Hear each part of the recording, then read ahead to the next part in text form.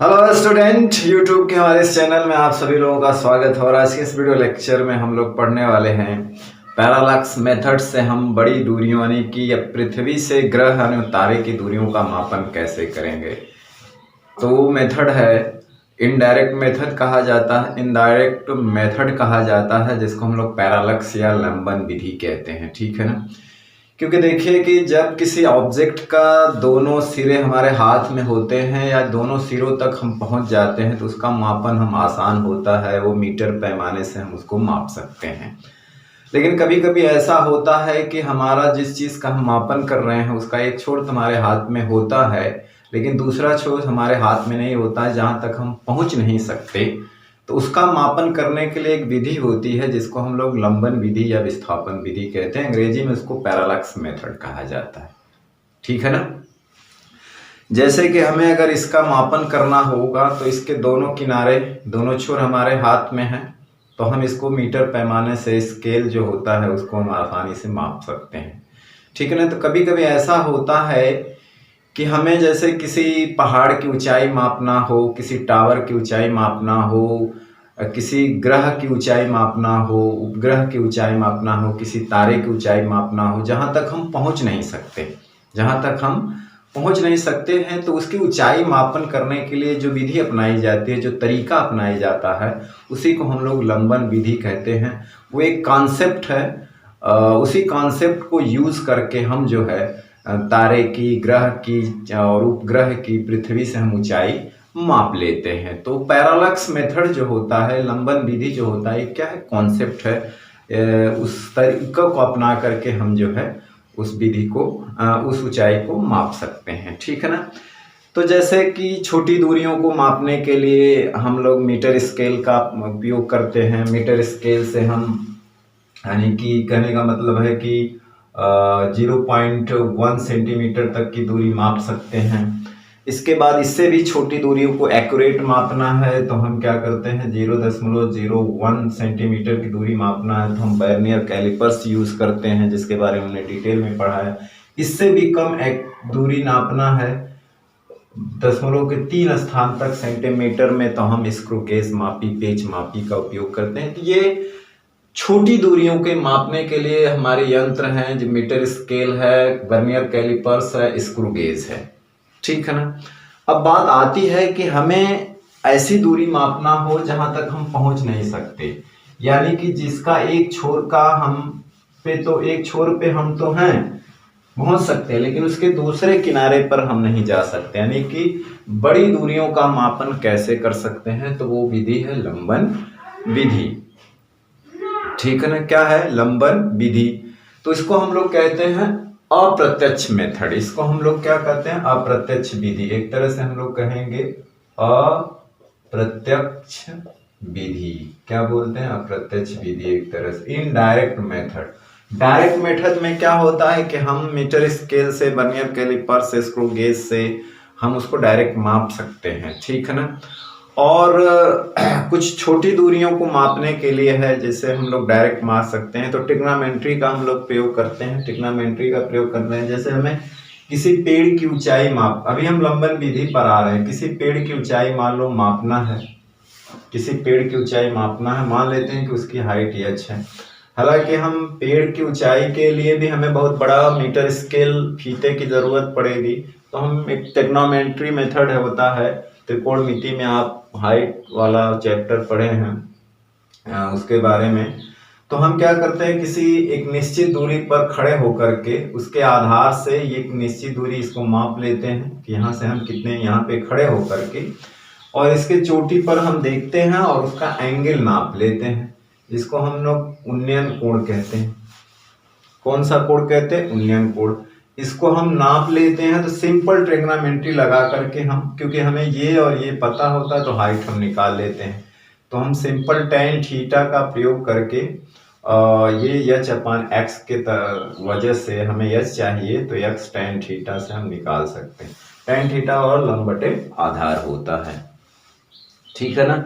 इसी तरह से हमको अगर किसी पहाड़ की ऊंचाई नापना हो, उस करिए कि मतलब है कि किसी पहाड़ की, हमने तो एक पेड़ की बात करी थी, एक पोल की बात करी थी, मान लो एक पेड़ की ऊंचाई, तो हम उसके आधार से कुछ निश्चित दूरी चल करके तो ज्ञात कर सकते हैं, लेकिन एक बहुत ऊंचाई पर पहाड़ है तो हम उसका जो है ऊंचाई कैसे ज्ञात करेंगे, तो भी ट्रिग्नोमेट्री मेथड से ज्ञात कर सकते हैं। ये पहाड़ है, अब इसका सेंटर से हम जो है, पहाड़ तो बहुत दूर तक फैला रहता है, तो हम इसके बेस से जो है बहुत आगे जाएंगे, मतलब ये हमको दूरी नहीं पता रहेगी, लेकिन हम इसके एक छोर पे जाएंगे एक दूरी पर, और यहाँ पे मान लीजिए, और ये हमें पता नहीं है फिर भी हम इसको x मान लेते हैं, और यहाँ से इसका एंगल माप लेते हैं, उन्नयन कोण जिसको हम लोग θ1 कहते हैं।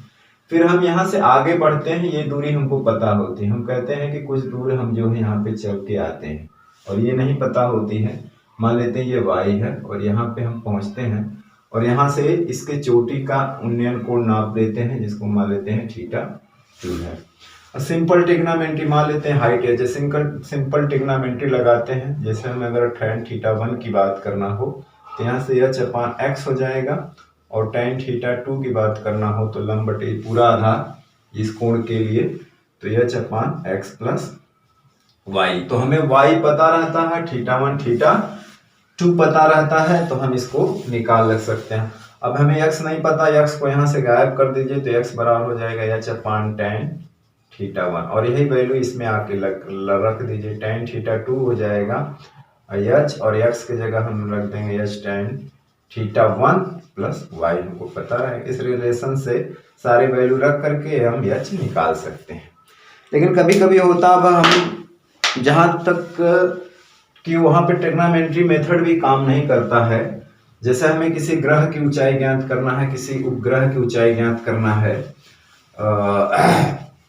किसी तारे की ऊंचाई ज्ञात करना है पृथ्वी से, तो हम वहां तक पहुंच नहीं सकते हैं, वहां ट्रिग्नोमेट्री भी नहीं लागू कर सकते हैं, तो हम एक विधि अपनाते हैं जिसको हम लोग कहते हैं लंबन विधि या विस्थापन विधि। तो पहले हम समझते हैं कि लंबन का अर्थ क्या होता है। देखिए, लंबन का अर्थ का मतलब क्या होता है कि अगर हम मान लीजिए इस पे क्या है कि एक डॉट लगा देते हैं, ठीक है ना, क्या लगा देते हैं, डॉट, और आप इसको क्या करते हैं, हम एक आंख बंद करके, यानी कि एक आंख को बंद करके, एक आंख को बंद करके इस आंख से हम देख रहे हैं, मतलब हमने क्या किया, दाहिनी आंख को बंद किया उसके सीध में, और बाईं आंख से देख रहे हैं। फिर दूसरी बार क्या करते हैं हम कि बाईं आंख को बंद करते हैं और दाईं आंख से देखते हैं, तो हम क्या देखते हैं कि अब शिफ्ट कर जाता है, ठीक है ना। रियलिटी में ये पॉइंट और ये स्थिर हैं, लेकिन जब हम इस आंख से देखते हैं तो इसकी एक पोजीशन होती है, और जैसे हम इस आंख को खोलते हैं, इसको बंद करते हैं, तो ये थोड़ा सा शिफ्ट कर जाता है। शिफ्ट करने का मतलब होता है कि इसी को लंबन कहा जाता है। ये शिफ्टिंग इसलिए होती है कि हमारे आंखों के बीच की कुछ डिस्टेंस होती है, हमारे आंखों के बीच की क्या होती है, डिस्टेंस। उस डिस्टेंस के वजह से आप इसको एक्सपेरिमेंटली करके आप घर पे देखेंगे कि एक डॉट लगाएंगे दीवार पर जैसे, और आप जो है एक आंख बंद करके एक आंख से देखेंगे, तो आप देखेंगे कि ये एक पोजीशन में है, और जैसे ही दूसरी आंख बंद करेंगे इसको देखेंगे, तो देखेंगे कि आप ये अपनी पोजीशन से हट गया। यानी कि पहली बार में ये, मान लीजिए सांपट में अगर हम पहली बार एक आंख बंद करके बाएं आंख से देखते हैं, तो ये एक पॉइंट पर कॉन्साइड करता है श्यामपट पर, लेकिन जैसे ही हम बाएं आंख बंद करके और दाएं आंख से देखते हैं, तो ये खसक जाता है और किसी दूसरे पॉइंट के साथ कॉन्साइड होता है आधार पे, ठीक है ना। तो कहने का मतलब ये है कि ऐसा होता क्यों है, ये शिफ्टिंग जो होती है वो आंखों के बीच की गैपिंग की वजह से होती है, और इसी को हम लोग कहते हैं लंबन। इसी को क्या कहते हैं, लंबन। ये हमारा क्या है, कॉन्सेप्ट है, और इसी कॉन्सेप्ट को यूज करके हम लोग बड़ी दूरियों का मापन कर सकते हैं, ठीक है ना। तो जो आंखों के बीच की दूरी होती है उसको हम लोग आधार बोलते हैं, बेसिस आधारक बोल सकते हैं या आधार बोलते हैं, ठीक है ना। यानी कहने का मतलब है कि अगर हम देखें यहाँ पे ये पॉइंट है यहाँ पे, ठीक है ना, और ये है आंख हमारी। अब इस आंख से देख रहे हैं और ये बंद है, तो ये इसके साथ कॉन्साइड किया, लेकिन जैसे हम इसको बंद करते हैं और इस आंख से देखते हैं, तो ये क्या करता है, रियलिटी में हटता नहीं, लेकिन आपको लगता है कि ये शिफ्ट कर गया। ये क्या किया, शिफ्ट करके यहाँ चला गया, और ये इस लाइन में किसी दूसरे जगह पहुंच करके, यानी कि कहने का मतलब है कि ये जो है लगता है कि ये इसकी जो सीध है अब इसकी सीध से हट करके कहीं इधर चला गया, यानी कि सैमपट में किसी दूसरे पॉइंट से कॉन्साइड करने लगता है।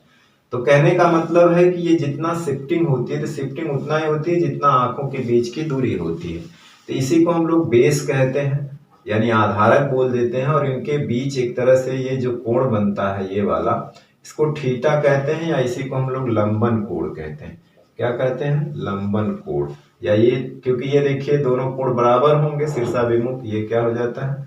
लंबन कोण। और आंखों के बीच की दूरी या जो ऑब्जेक्ट शिफ्ट होता है, रियलिटी में होता नहीं लेकिन जो अपेरेंट होता है, प्रतीत होता है शिफ्टिंग, वो उसी को आधार कहा जाता है। वही आंखों के बीच की दूरी के बराबर होता है, उतना वो शिफ्ट कर जाता है।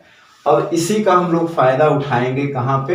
लंबन विधि इसी को कहते हैं, और अप्रत्यक्ष विधि इसी को कहते हैं। और इसी का फायदा हम लोग उठाएंगे कि हमें किसी ग्रह का अगर मापन करना हो पृथ्वी से, या किसी तारे का मापन करना हो, चंद्रमा का मापन करना हो कि कितनी ऊंचाई पर है पृथ्वी से, तो हम इसी विधि का उपयोग करते हैं। तो देखिए पहले इसमें हम फार्मूला डिराइव करते हैं, एक फार्मूला इस मेथड से लाते हैं। मान लीजिए सपोज करिए कि हम यहाँ अर्थ पे हैं और यहाँ पे कोई प्लेनेट है, यानी कि ग्रह है, ठीक है ना। और अब हम इसको ग्रह को 2 पॉइंट से ऑब्जर्व करते हैं, यानी कि एक ही टाइम पर 2 पॉइंट से ऑब्जर्व करते हैं। एक पॉइंट यहाँ ले लेते हैं, दूसरा पॉइंट यहाँ ले लेते हैं, और इसकी डिस्टेंस को क्या करते हैं, जिसे हमें नोन है, जिसको हम लोग क्या करते हैं? बी मान लेते हैं। और एक बार यहाँ से देखते हैं, इसके लाइन जो साइट होती है ये इस डायरेक्शन में, और एक बार यहाँ से देखते हैं तो इसकी जो है इस डायरेक्शन में हम इसको देखते हैं, ठीक है ना। आई साइड जो हमारी होती है, एक बार हम यहाँ से देखते हैं तो ये पॉइंट दिखता है इस छोर से, फिर उसी टाइम हम इसको देखते हैं यहाँ से, तो इन दोनों के बीच क्या करता है? एक एंगल बनता है जिसको हम लोग थीटा कहते हैं, और इसको माप लेते हैं। इसको हम लोग क्या कह सकते हैं? ये लंबन कोण हो सकता है, ठीक है ना। क्या हो गया? लंबन कोण हो गया, और ये हमें पता है। अब देखें ये जो डिस्टेंस हमने जो यहाँ से इसको देखा, हम इसको डी बोल देते हैं, और यही हमको मापन करना है, डी को ही हम लोग मापन करना है। अब चूंकि पृथ्वी पे हम जो 2 जगह से देखते हैं, ये दूरी के मुकाबले ग्रह हमसे बहुत दूर होता है। इस दूरी के मुकाबले ग्रह हमसे क्या होता है? बहुत दूर होता है। यानी कहने का मतलब d is very very greater than small b, यानी कि जब ये बहुत दूर होता है तो हम ये मान सकते हैं कि ये जो है सेंटर है, और ये डी दूरी का एक आर्क लेंथ बना सकता है। यानी कि ये चीज हम कब यूज करते हैं? कि जब डिस्टेंस ये बहुत दूर हो इसके मुकाबले, तो हम ये एक फार्मूला लगा सकते हैं। वो क्या होता है कि कोण बराबर चाप बटे त्रिज्या। यानी कहने का मतलब है कि अगर हम इसको सेंटर मान करके डी त्रिज्या का एक आर्क खींचें, एक वृत्त खींचें, तो कुछ इस तरह से आएगा, ठीक है ना। अब जब ये डी बहुत ज्यादा बड़ा है तो एंगल भी बहुत छोटा होगा, ठीक है ना, बी के मुकाबले। जैसे आर्क का मान हम उसको ले लेते हैं यल, तो हम जब देखेंगे कि डी बहुत ग्रेटर है बी के मुकाबले, तो उस केस में क्या होता है कि बी लगभग यल के बराबर होता है। ये क्या है? चाप है। तब हम इस सूत्र का प्रयोग आसानी से कर सकते हैं। तब हमारा जो कोण थीटा बराबर चाप एल बटे त्रिज्या क्या हो जाता है? डी। तो ये इसी को हम लोग क्या कहते हैं? बी, ठीक है ना। तो यहां से हम क्या करते हैं कि हमें डी निकालना है, तो हम ये निकालेंगे एंगल कोण डी बराबर क्या होता है? चाप बटे त्रिज्या। तो यहाँ उसको चाप का मान बी कर रहा है, जिसको हम लोग आधारक कहते हैं, आधारक या आधार कहते हैं, ठीक है ना। और इसे लंबन कोण या पैरालैक्स एंगल कहते हैं, और त्रिज्या क्या है? डी। और हमें क्या कैलकुलेट करना है? डी कैलकुलेट करना है, तो थीटा इंटू बी। तो हमें एक फार्मूला मिल जाता है, ठीक है ना।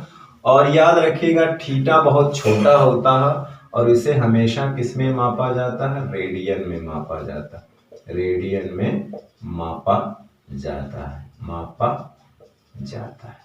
तो इसे हमेशा, अगर ये मिनट में से आर्क मिनट में या आर्क सेकंड में दिया हो, तो इसको किस में चेंज करेंगे, हम रेडियन में चेंज करके ही इसमें रखेंगे। तो ये फार्मूला हमारा ये मिला। अब कभी कभी क्या होता है कि किसी ग्रह का हमें व्यास मालूम करना होता है। क्या मालूम करना होता है? व्यास मालूम करना होता है, ठीक है ना। जैसे सपोज करिए कि पृथ्वी से हमें चंद्रमा का व्यास मालूम करना है। तो मान लीजिए चंद्रमा को हम थोड़ा सा बड़ा बताते हैं, ये इतना बड़ा बनाते हैं, ठीक है ना। और हम पृथ्वी से एक जगह से हम उसको ऑब्जर्व करते हैं, ठीक है ना। उसके एक छोर को एक बार ऑब्जर्व करते हैं और इसके दूसरे छोर को एक बार ऑब्जर्व करते हैं। तो कहने का मतलब है कि ये ऑब्जर्वर यहाँ पर है, ठीक है ना। तो ये इस डायरेक्शन में एक बार इसको देखते हैं और दूसरी बार इस डायरेक्शन में देखते हैं और एक एंगल बनता है। इसको आप थीटा मान सकते हैं या फाई मान सकते हैं, चलिए फाई, और इसको हम लोग मेजर कर लेते हैं आसानी से, ठीक है ना। ये हमारा क्या है? पृथ्वी है, ठीक। और इसका जो डायमीटर है उसको हम मान लेते हैं d मान लेते हैं, ठीक है ना। या ये कहने का मतलब प्लेनेट मान सकते हैं या तो मून हमने मान लिया। तो ठीक, हमको ये d तो हमको ये पता है, ऑलरेडी पता है। इसको हम मेजर कर लेंगे तो ये आराम से निकाल सकते हैं और यही मेथड यहाँ पे लगेगा। तो एंगल बराबर क्या होता है? चाप का काम करेगा d बटे त्रिज्या। तो चूंकि हमें ये पता है, हम इस तरह से ये मालूम कर लेंगे ना, और ये एंगल नाप लेंगे तो हमें उसका व्यास निकल जाएगा। तो उसका सूत्र हो जाएगा फाई इंटू डी। और याद रखना ये फाई हमेशा रेडियन में रखा जाएगा, रेडियन में रखा जाएगा, ठीक है ना। तो ये लंबन विधि से हम जो है इनडायरेक्टली जो है किसी ग्रह का ऊंचाई, किसी ग्रह का व्यास हम लोग इन दो फार्मूले से आराम से निकाल सकते हैं, ठीक है ना। यहाँ पे क्या था, हमने एक बार इस ग्रह को इस डायरेक्शन से देखा और दूसरी बार हमने इस डायरेक्शन से देखा। इनके बीच की दूरी हम आसानी से माप सकते हैं, इन दोनों डायरेक्शनों के बीच का कोण माप सकते हैं। और चूंकि d जो है हम इस बहुत ज़्यादा बड़ा होता है b के मुकाबले पे, हम मान सकते हैं इसको सेंटर, हम मान सकते हैं कि d त्रिज्या का अगर एक आर्क खींचें तो l और b लगभग सेम होते हैं। उस केस में सेम होते हैं जब d is very very large than b। तो हम उस सूत्र लगा सकते हैं कोण बराबर 4 बटे त्रिज्या। और वही काम हम यहाँ पे करते हैं, यहाँ पे दो बार ऑब्जर्व करते हैं। यहाँ पर एक ही पॉइंट से खड़े होकर के इसके दोनों सिरों के ग्रह को ऑब्जर्व करते हैं, है ना। जो हमारे यंत्र होते हैं जिससे हम ग्रह को देख पाते हैं, दूरदर्शी हुआ, खगोलीय दूरदर्शी। और इसके बाद दो डायरेक्शन में देख करके इसका एंगल मेजर कर लेते हैं और डी हम पहले ही से नाप रखे हैं, इसको मेजर कर सकते हैं। और वही वाला सूत्र लगाएंगे कोण बराबर 4 बटे त्रिज्या से, तो हमें ये आराम से मिल जाता है। तो ये एक तरह से मेथड होता है जिसको हम लोग अप्रत्यक्ष विधि या लंबन विधि कहते हैं, जिससे हम किसी ग्रह की ऊंचाई पृथ्वी से और ग्रह का व्यास या किसी उपग्रह का व्यास या ऊंचाई पृथ्वी से माप सकते हैं, ठीक है ना। आइए हम देखते हैं एक वैकल्पिक विधि भी होती है, ठीक है ना। ये थ्योरेटिकल विधि तो थी और एक वैकल्पिक विधि है, ये है वैकल्पिक विधि में क्या होता है कि हम किसी ग्रह की ऊंचाई और किसी फार अवे, एक very very far away star होता है और एक फार अवे स्टार होता है, उसकी ऊंचाई हम लोग माप सकते हैं। तरीका यही है। दिक्कत क्या है उसमें, ये है कि हम क्या करते हैं, जैसे कि अर्थ है, अर्थ पे हमने दो पॉइंट ले लिया ए और बी, ठीक है ना। और यहाँ पे ग्रह है या ग्रह है, ठीक है, ग्रह है। और हम क्या करते हैं कि इसको हम लोग कहते हैं अल्टरनेट मेथड, एक तरह से कह सकते हैं। हमने इसको यहाँ से देखा और एक बार यहाँ से देखा और ये दूरी हमें नोन है। अब क्या करते हैं कि एक फार अवे यानी स्टार है, कोई स्टार यानी तारा, एक तरह से स्टार यानी कि तारा है, ठीक है ना। देखिए एक इसमें एक कॉन्सेप्ट ये लगता है कि जैसे कि जो चीज़ बहुत दूर है, जैसे सूर्य हमसे बहुत दूर है और कुछ कुछ स्टार भी सूर्य से भी बहुत दूर है, तो उसमें क्या होता है कि हम पृथ्वी पर अगर एक जगह से खड़े होकर के देखें तो सूर्य हमें वहीं दिखाई देता है। अगर हम कुछ किलोमीटर दूर चल के आगे भी चले जाए तभी हमें लगता है कि सूर्य तो वहीं है। ऐसा लगता है कि सूर्य अपनी स्थिति को नहीं बदल रहा। जैसे हम यहाँ से खड़े होकर देखें तो सूर्य वहीं है, और इसके बाद 1-2 किलोमीटर दूर चले गए या कई किलोमीटर दूर चले गए, फिर वहां से खड़े होकर देखेंगे तो लगेगा कि सूर्य तो हमारे ऊपर ही है। तो कहने का मतलब है कि जब कोई भी चीज बहुत ऊंचाई पर बहुत दूर होती है हमसे, तो हम अगर पृथ्वी पर कई किलोमीटर की यात्रा भी कर लेते हैं तो वो वाली चीज को अगर हम कंटिन्यू देखते रहते हैं तो लगता है कि वो हमारे सर के ऊपर ही है, वो हमारे चलने के मुताबिक जो है अपनी स्थिति को नहीं बदल रही है। तो कहने का मतलब है कि अगर यहाँ पे कोई स्टार है तो हम यहाँ से देखेंगे तो इस डायरेक्शन में है, ठीक है ना। अब हम चल के जब यहाँ आते हैं तब भी हम देखते हैं कि स्टार यहीं पर बना हुआ है। कहने का मतलब है कि उसकी पोजीशन यही है। तो कहने का मतलब है कि चाहे हम यहाँ से स्टार को देखें तब भी ये लगता है कि यही है, और यहाँ से देखें तब भी लगता है कि हमारे सर के ऊपर ही है। देखिए अब ये वाला एंगल माप लेते हैं जिसको हम लोग φ1 कहते हैं, और ये वाला एंगल माप लेते हैं हम लोग φ2 कहते हैं। अल्टरनेट एंगल से ये वाली दूरी हमको नापना है जिसको हम लोग कैपिटल डी कहें। तो अल्टरनेट एंगल से ये दूरी क्या हो जाएगी φ2, और ये दूरी क्या हो जाएगी φ1। तो यानी कि इस लाइन और साइड से, मतलब इस लाइन से इस लाइन के बीच का जो एंगल नाप लो, इस लाइन और इस लाइन के बीच का एंगल नाप लो, दोनों को जोड़ दो तो ये एंगल मिल जाता है। और फिर वही हमें फार्मूला निकालना है कि कोण बराबर 4 त्रिज्या से φ1 φ2, चाप b का काम करेगा d। तो यहाँ से अगर हमें d निकालना है तो हो जाएगा φ1 + φ2 इंटू b, ठीक है ना। अब जैसे कोई स्टार से भी फार अवे, इससे भी मतलब ग्रह से भाई स्टार, इसकी अगर हम हाइट नापना है तो इससे भी फार अवे स्टार के सापेक्ष नापते हैं। मान लीजिए एक स्टार यहाँ, एक स्टार यहाँ, और हमें पृथ्वी, इसके लिए क्या करते हैं कि पृथ्वी के एक छोर पे खड़े होते हैं, यानी कि यहाँ पर, ठीक है ना। और इसको इस डायरेक्शन में देखते हैं। फिर हम 6 महीना वेट करते हैं, तो 6 महीना के बाद पृथ्वी आधा चक्र घूम जाती है, तो ये पोजीशन घूम करके आदमी कहाँ चला आता है, यहाँ पे, इसको मान लेते हैं बी। लेकिन हम क्या देखते हैं कि जो स्टार से फार अवे स्टार है वो अपनी पोजीशन नहीं बदलता, वो हमको वहीं दिखता है। तो यहाँ से जब हम देख रहे थे तो ये हमारे सीध में दिख रहा था, और यहाँ से भी देख रहे हैं तो हमारे सीध में दिख रहा था, और हमने यहाँ से इसको देखा तो इस डायरेक्शन में है। तो इस हिसाब से इस एंगल को और इस एंगल को माप लेते हैं। ये φ1 है, ये φ2, और ये डिस्टेंस जो है पृथ्वी के रेडियस हो जाएगी। क्या हो जाएगी, रेडियस, यानी कि हमारा पृथ्वी का एक छोर ये है, पृथ्वी का दूसरा छोर है, ये रेडियस हो जाएगी। पृथ्वी का क्या है, एक तरह से average distance between 2 point radius हो जाएगी पृथ्वी की। और ये एंगल क्या हो जाएगा, φ1 + φ2, और हम ये डिस्टेंस मान लेंगे, ठीक है ना। क्योंकि ये डिस्टेंस इतनी ज़्यादा है इसके मुकाबले, तो ये वाला हम फार्मूला लगा सकते हैं कि कोण बराबर 4 त्रिज्या, ठीक है ना। तो ये अल्टरनेट मेथड है। यहाँ से हम φ1 + φ2 = चाप, हमारा अगर ये b मान लेते हैं तो b और बटे d निकाल सकते हैं, ठीक है ना। तो ब्लैक बोर्ड पर आपके एक सवाल है जो आपके ही एनसीईआरटी बुक का सवाल है 2.3 का, ठीक ना। आप देखेंगे तो वहाँ पे लिखा हुआ। तो उसके पहले हम जो है कि लंबाई मापने के कुछ मात्रक हैं, लंबाई के कुछ मात्रक है, कुछ छोटे मात्रक है, कुछ बड़े मात्रक हैं, उसके बारे में थोड़ा सा चर्चा कर लें। हालांकि इस चीज़ के बारे में आपको पहले से पता होगा।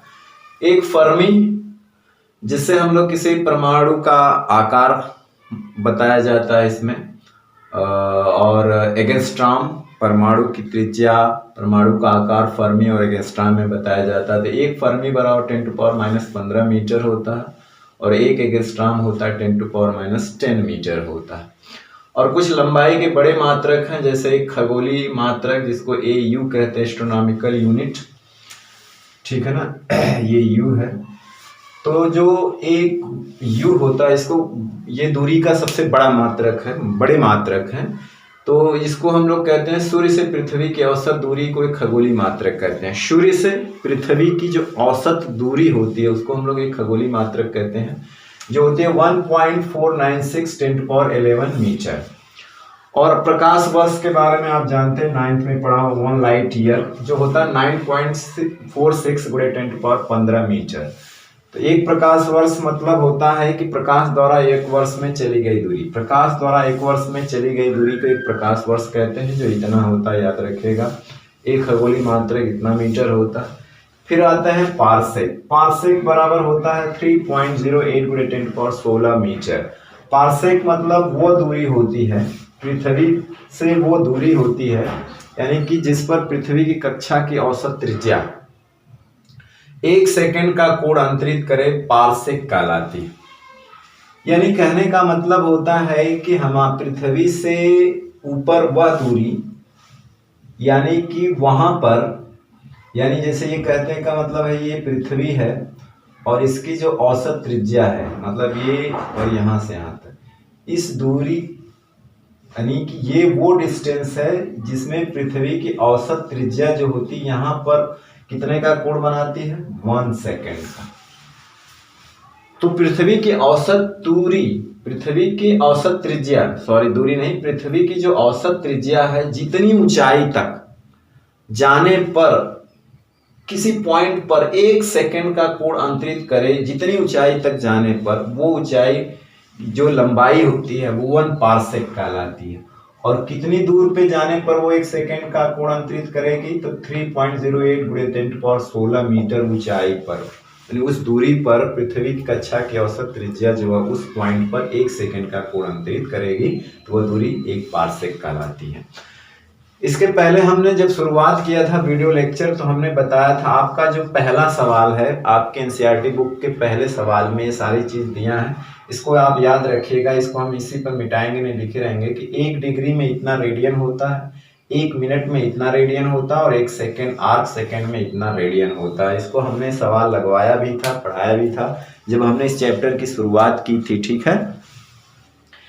तो चलिए अब इसके बाद हम जो है सवाल लगाते हैं। सवाल आपके ब्लैक बोर्ड पर है, इस चीज़ को मिटा देते हैं। और ये भी चीज़ जो हमने बताई है ये भी आपकी किताब में दिया हुआ है, ठीक है ना, ये आपकी किताब में दिया हुआ है, आप इसको पढ़ सकते हैं। तो चलिए सवाल क्या कहता है, पृथ्वी के 2 व्यासता विपरीत बिंदुओं की, बिंदु ए और बी से चंद्रमा का प्रेक्षण किया गया। मान लीजिए यहाँ पे चंद्रमा है, ठीक है ना, और यहाँ पे पृथ्वी है। पृथ्वी के 2 बिंदुओं से प्रेक्षण किया, प्रेक्षण की 2 दिशाओं के बीच का कोण, चंद्रमा पर जो कोण मापा गया, यानी कि जो कोण मापा गया यहाँ पे मान लीजिए थीटा, और कितना दिया है, 1 डिग्री 54 मिनट दिया गया है। पृथ्वी का जो व्यास है, व्यास जो है त्रिज्या का दूना होता है। हमने जो अभी अल्टरनेट मेथड बताया था कि आप यहाँ पे खड़े होंगे, 6 महीना बाद पृथ्वी आधा घूम जाती है तो यहाँ पे चले आएंगे, तो वो हमने त्रिज्या बताया था वहां पे, तो वो व्यास होता है। आप जस्ट त्रिज्या का डबल कर देंगे क्योंकि यहाँ से यहाँ तक पृथ्वी का व्यास होता है, वो दिया हुआ है लगभग। जो व्यास हम लोग इसको हम लोग बी मानते हैं, चलिए बी मान लेते हैं या डी मान लेते हैं, डी से डायमीटर है ना। तो व्यास जो दिया है बी 1.27, आप डी भी मान सकते हैं, 6 × 10⁻7 मीटर है, ठीक है ना।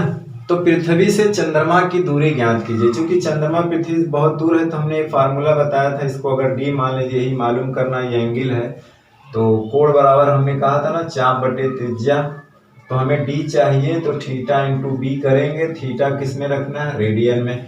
अब एक वर्क हमें यहाँ पे करना ये होगा कि थीटा तो दिया है हमको डिग्री में, तो हमें बनाना होगा उसको रेडियन में। तो पहले हम उसको बनाएंगे मिनट में। तो देखिए 1 डिग्री में कितने मिनट होते हैं, 60 मिनट, प्लस ये 54 मिनट, मिलकर के कुल कितना हो जाएगा, 114 मिनट। 114 मिनट हो गया ये, ठीक है ना। ये मिनट में दिया हुआ, इसको रेडियन में बनाना है। तो देखिए एक यहाँ पे याद रखिए, यहाँ पे कि 1 मिनट में कितने रेडियन होते हैं, तो 2.91 गुणे 10⁻⁴ रेडियन होते हैं। तो 114 मिनट में कितने होंगे, तो 114 गुणे 2.91 गुणे 10⁻⁴। अब ये रेडियन में बदल गया ना, अब यहाँ पे रख सकते हैं। हमें डी चाहिए तो हमने बी मालूम है, थीटा कितना हो गया 114 और 114 गुणे 2.91 गुणे 10⁻⁴ रेडियन में हो गया। बी की वैल्यू है 1.276 गुणे 10⁻⁷ मीटर, ठीक है ना। अब इसको आपस में कैलकुलेट कर सकते हैं, आंसर अपने आप आ जाएगा और आंसर आपके किताब में दिया हुआ। बोर्ड पे एक दूसरा सवाल दिया है, ये भी आपके एनसीईआरटी बुक का ही सवाल है कि सूर्य के कोणीय व्यास की माप इतना सेकंड है। पृथ्वी से सूर्य की दूरी जो है इतना d है, यानी कि d हमें पता है कितना 1.496 गुणे 10⁻11 मीटर। तो सूर्य का हमको व्यास ज्ञात करना है, ठीक है ना। कोणीय व्यास, तो हमें कोणीय व्यास का मतलब है कि जो कहने का मतलब है कि हम पृथ्वी से एक जगह से होकर के सूर्य को हम देख रहे हैं, तो सूर्य का कहने का मतलब जो ये डिस्टेंस जो है एक जगह से देख रहे हैं, तो डी हमको दिया हुआ है, ये हमको पूछ रहा है जिसको हम लोग डी मान लेते हैं। तो ये जो डी दिया हुआ है तो ये नहीं दिया हुआ है, तो यही तो हमें पता करना है सूर्य का व्यास। हमें ये कोणीय व्यास की माप दिया, सूर्य के कोणीय व्यास की माप दिया जिसको आप 5 कह सकते हैं, वो दिया है 1920 सेकंड दिया है। तो चूंकि हम जानते हैं कि इसको रेडियन में रखना है, किस में रखना है, रेडियन में, तो इसे हमें पहले रेडियन में बनाएंगे। अब चूंकि हमें चाहिए डी, तो देखिए कोण बराबर होता है चाप, इसको ले लीजिए चाप बटे त्रिज्या, तो हमें जो डी चाहिए तो यहाँ पे 5 इंटू डी, तो डी तो हमें पता है, सूर्य का जो दूरी हमें पता है कितना दूर है, तो हमें चाहिए 5, लेकिन 5 रेडियन में चाहिए, यह है मिनट में। तो चूंकि जानते हैं कि 1 मिनट में कितना रेडियन होता है, तो हमने देखिए ब्लैक बोर्ड पे लिखा है 85 गुणे 10⁻6 रेडियन होता है, इसीलिए 1920 मिनट में कितना होगा, तो 1920 सेकंड में, तो गुणे 4.85 गुणे 10⁻6 हो जाएगा, ये रेडियन में बन गया ना। अब हम उसका व्यास निकाल सकते हैं, फाई की वैल्यू क्या हो जाएगी 1920 गुणे 4.85 गुणे 10⁻6 रेडियन, और डी की वैल्यू देगा 1.496 गुणे 10⁻11 मीटर, यह रेडियन में, ठीक है ना। अब इनका आपस में गुणा करेंगे, दूरी अपने आप मिल जाएगी, ये आपकी किताब का ही एग्जाम्पल है, ठीक है ना। जब हम एक ऐसे टाइप के सवाल की बात करते हैं कि जैसे मान लीजिए ये आपका पृथ्वी है, यानी कि यह धरातल है, ठीक है, और एक पॉइंट यहाँ है, ये आप टावर की चोटी मान सकते हैं, किसी पहाड़ की चोटी मान सकते हैं, या किसी ग्रह उपग्रह को वहां पे रख के देख सकते हैं, ठीक है ना। हम इसके नीचे आकर के अगर नहीं माप सकते, यानी कि हम अगर उससे तिरछे, यानी कि हम यहाँ खड़े हैं और माप रहे हैं, वो कोई चीज वहां पे है, इस तरह से माप रहे हैं, तो हम पृथ्वी पर 2 ऑब्जर्वेशन पॉइंट यहाँ है, एक ए है एक बी है, जिसके बीच की दूरी मान लो डी है, ठीक है ना। हम यहाँ से इसको देखते हैं तो वो पता चलता है कि धरातल से वो 5 कोण बनाता है, और जब यहाँ से देखते हैं तो हमें पता चलता है कि वो धरातल से थीटा कोण बनाता है, और ये दोनों पॉइंट हम जब यहाँ पे मिलाते हैं, इस 2 पॉइंट से इस पॉइंट को देखते हैं, तो एक एंगल बनता है अल्फा, जो हमें पता नहीं है, यानी, और हमें ये मालूम करना है कि ए पॉइंट से वो कितनी दूर है, यानी कि यहाँ से कितनी दूर है, तो उसको मान लेते हैं कि ये डी है, और हमें यही डी कैलकुलेट करना है। नोन क्या है, हमें डी पता है, ये पता है, ये पता है, हमको इन दोनों को पता करना है। तो मुख्य चीज ये है, इसको पता करना है कि वो इस पॉइंट से कितनी दूर है, ठीक है ना। तो कहने का मतलब है कि ये तो डी है नहीं, डी से बड़ा है, तो क्या करना है कि इससे इस पे परपेंडिकुलर डालेंगे, उसको हम मान लेते हैं बी, ये हो गया 90 डिग्री, अब ये भी डी हो गया, यहां से यहां तक क्या हो गया, डी हो गया, ठीक। अब यहाँ पर ये भी है कि जो बी है वो बहुत छोटा है डी से, तो हम वो कोण बराबर चाप बटे त्रिज्या का सवाल लगा सकते हैं डी। तो चूंकि हमें बी यहाँ से कैलकुलेट करना है, बी तो एक नया टर्म आ गया, बी को तो यहाँ से गायब करना है, तो बी बराबर हो जाएगा अल्फा इंटू टी, और यहाँ से हमें अल्फा भी पता करना है, डी भी पता करना है, ठीक है ना। तो देखिए अल्फा कैसे मालूम करेंगे, तो चूंकि देखिए ये पूरा कोण होता है 180, तो ये इतना घटा देंगे तो ये हो जाएगा 180 - 5, अब इस त्रिभुज में आइए, इसको मान लीजिए O मान लेते हैं, तो AOB में आइए, तो AOB में आइए तो अल्फा प्लस ये वाला कोण 180 माइनस फाइव प्लस थीटा मिलके कितना होगा 180 डिग्री।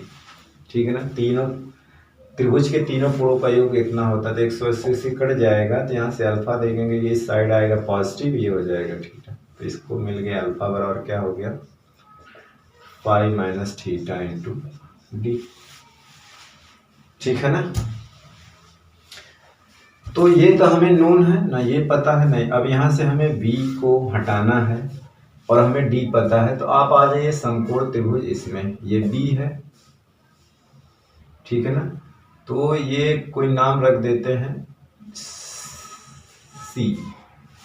समकोण त्रिभुज में देखिए हमको ये पता है, यानी कि ये कर्ण है।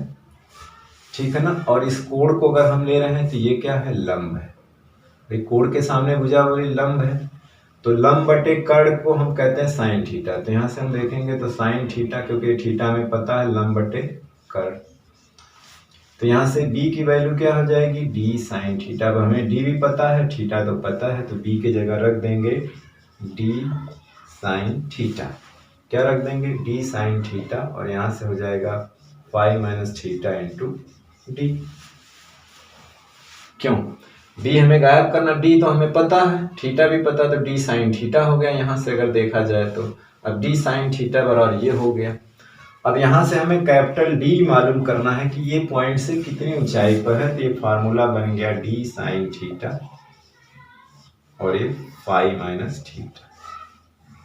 तो आप इस फार्मूले को भी याद रखिए, अगर इस तरह का कहीं पोजीशन आता है या इस तरह का कहीं सवाल आपको पूछा जाता है तो आप डायरेक्ट इस फार्मूले का इस्तेमाल कर सकते हैं। ठीक है ना, तो चलिए आज का वीडियो लेक्चर में ही समाप्त करते हैं। और आज के वीडियो लेक्चर में हमने पढ़ा कि पैरालक्स क्या है, और पैरालक्स विधि से हम किसी तारे के, उपग्रह के, ग्रह के पृथ्वी से ऊंचाई, लंबाई, दूरी कैसे माप सकते हैं। हमने पैरालक्स का मतलब समझा कि पैरालक्स यानी कि लंबन क्या होता है। फिर लंबन विधि से हम किसी ग्रह की ऊंचाई, तारे की ऊंचाई पृथ्वी से हम लोग कैसे माप सकते हैं, और फिर उस पर आधारित हमने 2-3 न्यूमेरिकल भी लगाए। उस कॉन्सेप्ट को यूज करके हमने 2-3 न्यूमेरिकल लगाया। ठीक है ना, तो मुझे आशा है कि ये बातें, ये कॉन्सेप्ट आपको समझ में आया होगा। तो चलिए इस वीडियो लेक्चर को हम समाप्त करते हैं। नेक्स्ट वीडियो लेक्चर में हम नेक्स्ट चैप्टर के साथ, क्योंकि ये चैप्टर भी यहीं समाप्त होता है, नेक्स्ट चैप्टर के साथ हम फिर आपसे मिलते हैं। तब तक पढ़ाई करते रहिए, पढ़ते रहिए। All the very best, thank you very much.